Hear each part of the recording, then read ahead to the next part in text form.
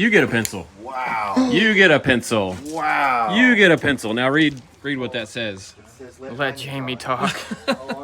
These are from Lisa in Ohio, and they literally say, let Jamie talk. So we're gonna see if we can do that today. Thank you, Lisa.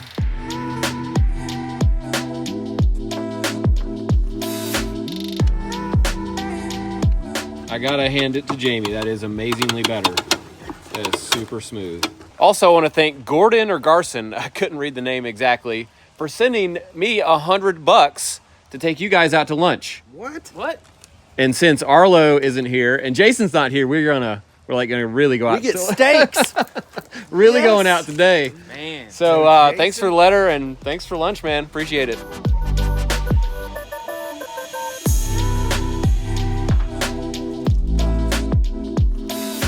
We're using this square edge trim. We got 1x12s for skirts, 1x10s for risers, 1x6s for jams, 1x4s for the rest of it, face trim. It seems like a lot of trim. It really does. It's 2,000 lineal feet. And for 2,000 square feet of house. There's a foot of that for every square foot in the house. Wow.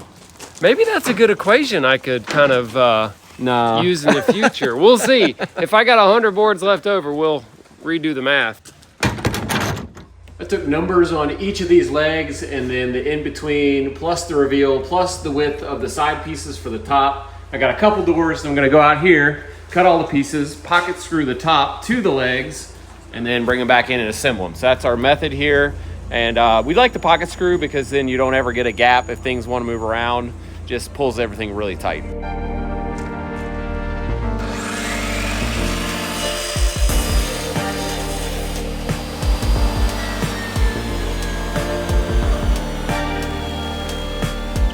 Our trim here is a finger jointed primed trim, and it's like super thick primed. I don't know if you guys can see the thickness of it. So if it's chipped anywhere, it's kind of a problem. Even if you paint over that, you're gonna see it. So we're looking out for those, aren't you, Ray? Yeah. I don't know. We may not have enough wood to avoid, using some and having to like patch that. Weird.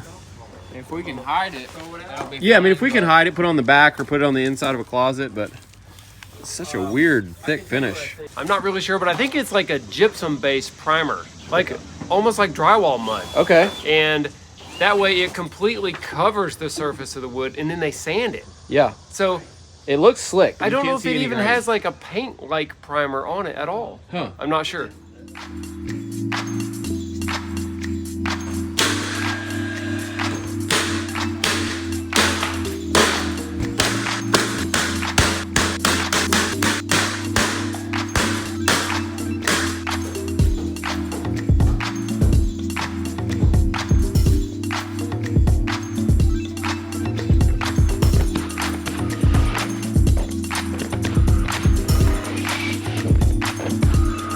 Dude, I can't get it out.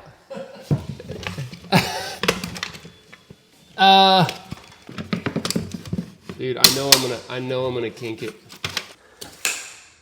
Wow. Well, I'm off to a good start here, it looks like, with building the stairs. All I can say is wow. We got 4 guys here and 1 cut station, 1 chop saw. So I'm gonna do some figuring here on the stairway where we're gonna have a skirt board. I need to cut templates for the top and the bottom to get a length on my skirt board. I also have to figure out the skirt on the front, which is going to miter with the riser piece here. It's gonna be a little bit of complicated cutting, so I'm gonna be busy with this for a little while. You guys will probably have like all the doors done in this whole unit before I get this one board made. Got a pretty interesting spot to do the baseboard here. As you can see, there's no way I'll be able to nail a baseboard to the side of this cabinet, and I kind of need to cover the flooring. So what I'm gonna do is cut a back piece and the side piece, nail them together, and then stick them in there, and then shoot the back piece, and then when I lap this front piece, I will fire it to this piece. So this piece will just be like floating but attached to both ends. And there's my numbers. Let's see if it works.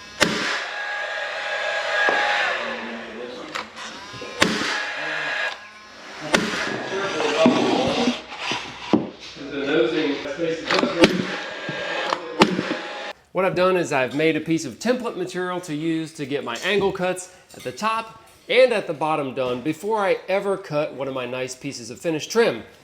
Now, I've got my angle, that's working out great, but what I realized is that it was gonna sit too low down in this slot. You can see where I drew out the actual location of a riser and a tread, and it's only 1/2 of an inch from the top of this skirt board, which in my opinion is too close. So I wanted another little bit. Also, the top of this piece is going to intersect with a piece of baseboard at the top of the loft here. So I actually was able to rip a strip of trim that would go below the skirt, here it is, and drop down in here. I've attached one down in the slot and tested it so that now it's the right height.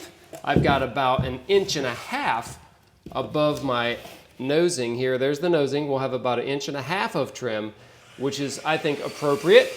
And it just so happened to work out that it made the top of the point of this work out perfectly flush with the top of my 3.5-inch baseboard. So that's all making me very happy. And after I get the bottom fitted through that same process, which will take just as long, I will cut the template in half. I will temporarily attach the top at the top, the bottom at the bottom. I'll measure in between the two template pieces. I'll take them outside and duplicate that onto my real piece, and it might actually fit on the first try.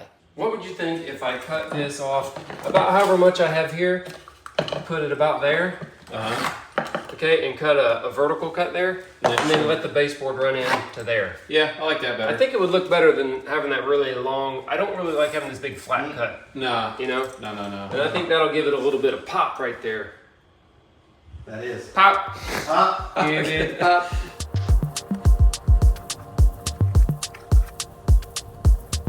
Guess preschool did come in handy for you. Learn how to trace. Hey, I use shapes. Every day. Well, as promised, I cut my pattern in half and measured in between the two pieces when they were in place. And I'm about to cut this out, and I actually really expect that it should fit. Yeah, and if you couldn't see, the other end is traced on that end. There it is. You make sure you got them flipped the same way. I don't know that it matters. Does it matter which way they face? Yes. Oh, it does matter. Yeah, you're right. No, it totally does. And if I get lucky, really lucky, I'll use the same template on the other side. What do you think? On the other unit. Mm-hmm. Maybe. Yeah, maybe. We'll see.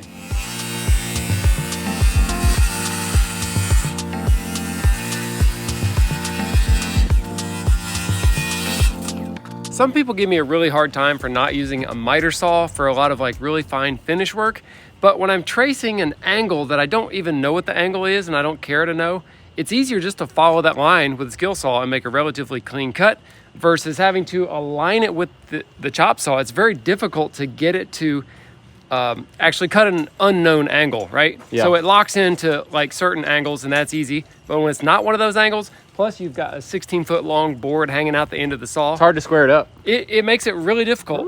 Yes. That's Whoa, what it does. Hey, whoa, hey, watch out. Wait.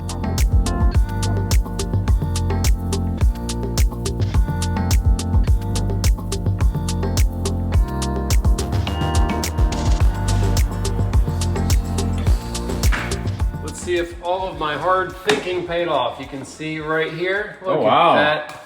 I mean, Yeah. there's nothing to it. See? Well, Jono and Ray are taking care of a situation where a pipe is coming out for the toilet water supply right at the top of our baseboard. So we got this little decal, we'll call it. Sure. That's a good name for it. Let's go They're going to some drill a decal. hole while it's clamped and then install them both. So let her rip.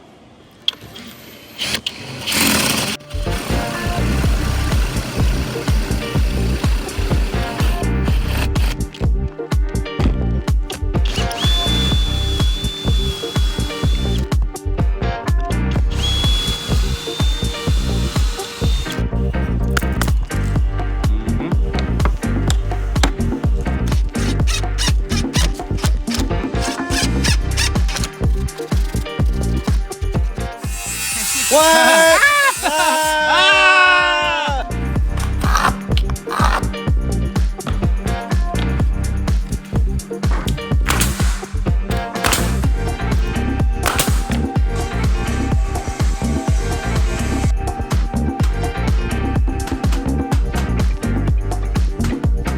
Today's video is brought to you by Cable Bullet, and they make a very sleek and easy to install cable rail system that would be great for anybody that's a little overwhelmed by all the parts and pieces and turnbuckles that are involved in most cable rail systems. And if you haven't considered cable rails, I really like to use them because they're low maintenance. You can see through them so that you can see your view, and they just have a nice, slick, modern look. What makes Cable Bullet systems so unique is that there are no turnbuckles. You tension the cables by simply turning an Allen screw with an Allen key, and that makes tensioning them initially super easy. And then if your cables ever get a little slack over time, as they can do, I've installed a bunch of these, all you have to do is tighten your little Allen key a little more, and they're tensioned perfectly again. And they make terminations that are for these metal posts that are prefab with these threaded holes. They're really nice. They also make terminations that'll work with wood and even masonry. They also have a great service team that will not leave you ghosted if you do have any questions during your install. So if you're looking for an easy install for a cable rail system at your own personal house or at a project, make sure to click the link down in our video description below the video here. It'll take you to Cable Bullet's website where you can check out all the stuff they have. Thank you, Cable Bullet, for sponsoring our video. Let's get back to work. I'm working on this outside stringer, and it's gonna be more difficult than the one over there because it's gonna have cutouts at every step. Now, I really don't know what I'm doing, but I'm going to position it. I'm using these little spacers to get the edge of the stringer above the nosing here, because the mitered riser is going to actually extend past the front of the tip of where it is now. So I'm trying to provide myself that extra material, and it's a little bit of a dance here to get this lined up by yourself, but I'm doing it here. And I put a block of wood so I can screw this in just to hold it without actually screwing through part of the material that I'm keeping. I thought that might be smart. That's pretty smart. So I'm just gonna tack it to place. That part will get cut off. Isn't that smart? I just thought of that a minute ago. Now I can trace inside here the exact shape of these cutouts, but I actually might slide a piece of material that would represent the riser and actually draw the line 3/4 I would do front. I'm thinking I'll do that. Then I can basically square cut this out, and then I'll add the mitered cut after that. That's what I'm thinking. And I think that's all there is to it. Now, there's also this kind of in-between area. Like, how do I get from here to there?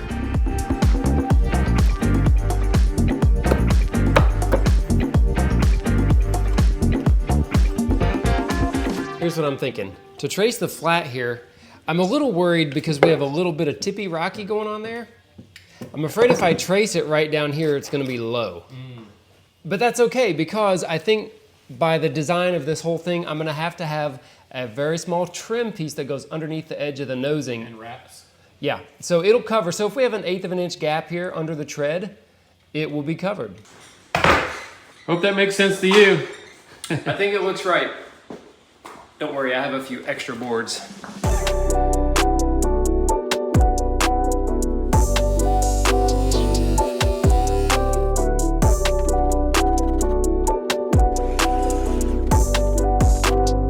Look who it is. I thought you drowned in the rapids, man. Oh, awkward hug. Oh, wow. We're back. Wow, We're back. Oh, I get a hug too. Oh man, I can't good even fun. believe it. Yep, back. We were Look at these. speculating. How are the rapids? It was awesome. It was big. It Yeah. was continuous. These guys didn't get hugs. they haven't come out here yet. Hey man.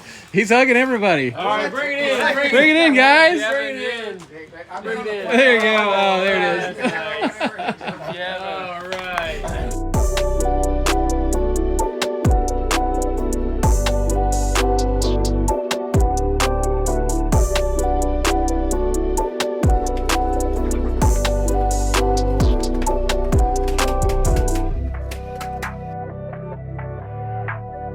After making all the cuts here, I brought this back in, and I'm test fitting with a mock-up piece of a riser and making sure I actually have it oriented in the exact location before I attach it. Now, the part I used to attach it temporarily, I cut off, right? It's gone. So what I did to get alignment with the stairs is I aligned a piece exactly in the front of the nosing here and let it hang off so I could just run a short screw and establish the height here and the alignment this way. And then after checking every riser with this to see if there was any averaging that needed done, like if I could fix 3 by messing 1 up, right, I would do that. But actually they're all running pretty true. And now I just have to decide what to do right here. I've got one more cut to make. I think I'm gonna cut that off just plumb and then have a little square looking piece that's gonna go up and go square across and come to here. Wow, that was a lot of thinking and cutting and measuring. Yeah, sort of, but really it's just a lot of tracing and cutting. You know, I can't say I thought much. Well, you impressed everybody here. And to salute you, I will stand like you stood earlier. Oh, look at that.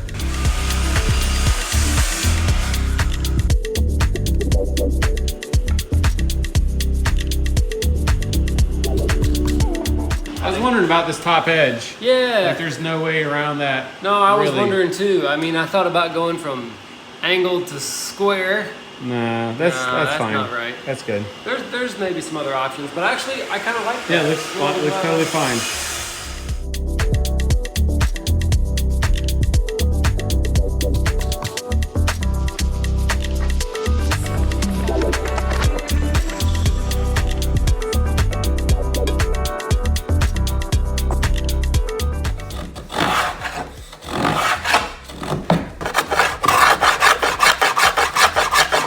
What are you doing there?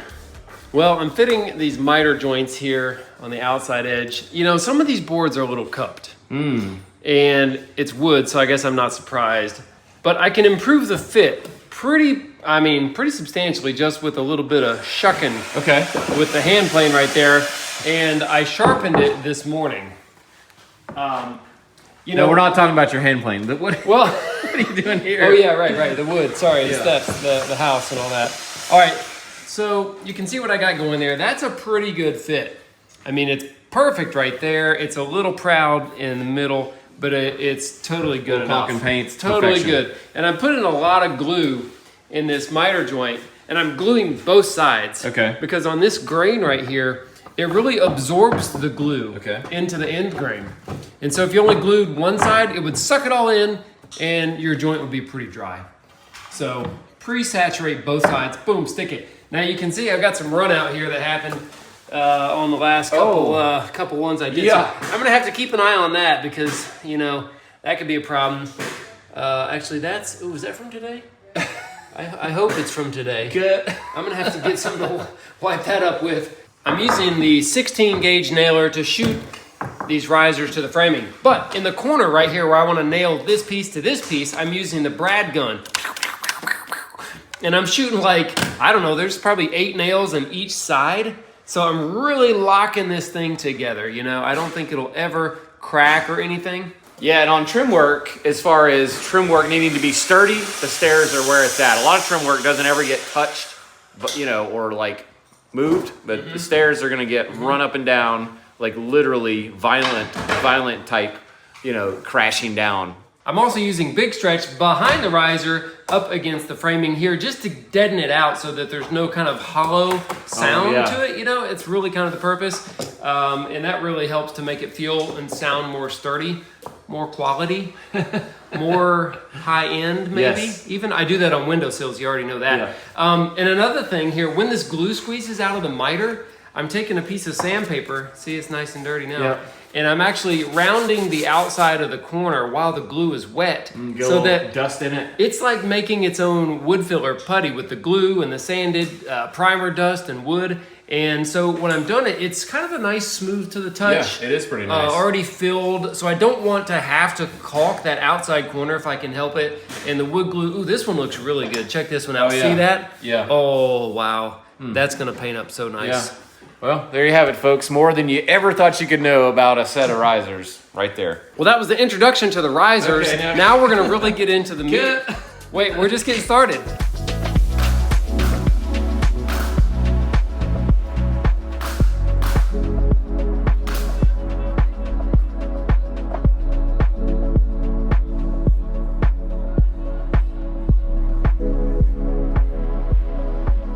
While I've been building stairs, I've been thinking about the significance of the staircase. Now, there's more to it than you might think. When I bought an old 100-year-old house, I bought it because I walked inside and saw the staircase and it was nice. And I thought, I bet this was a pretty good house back when it was built, meaning it was probably built from quality materials by a builder that was good. And so as I'm building these stairs, I'm like, hey, I want to do a really good job because somebody might look at this and say, wow, that's a nice set of steps. But wait, there's more. It's kind of like a chance for the builder to put his stamp or his signature on the house to say, I did this. You can notice trends in the design of stairways, and you can notice how certain builders do it a certain way. So you're saying the stairs are like the spot where they would show off, if anywhere. If there was a place where the builder was gonna flex. Now I know the camera's not big enough to capture all my muscle. Think about this. What about the Titanic? Now it's not a house, but how iconic is the stairway from the Titanic? I have no idea where he's going with this, by the way. All right, rest in peace, Jack. Sorry. Think about this, the Biltmore estate. What about that big spiral staircase? Yeah. They put it right on the front of the house too, because Yeah. you know, it's all about the stairs. Think about the Capitol building, the US Capitol building, the United States of America. Think about how big those steps are. Huge. Yeah. All right, I could go on, but I'm not going to, for so your sake. If you're gonna buy a house, look at the steps. If the steps suck, Don't buy it. Don't buy it. Because that was their chance to do their best work. Yeah. So if that's their best and it sucks, imagine all the hidden work that might double suck. First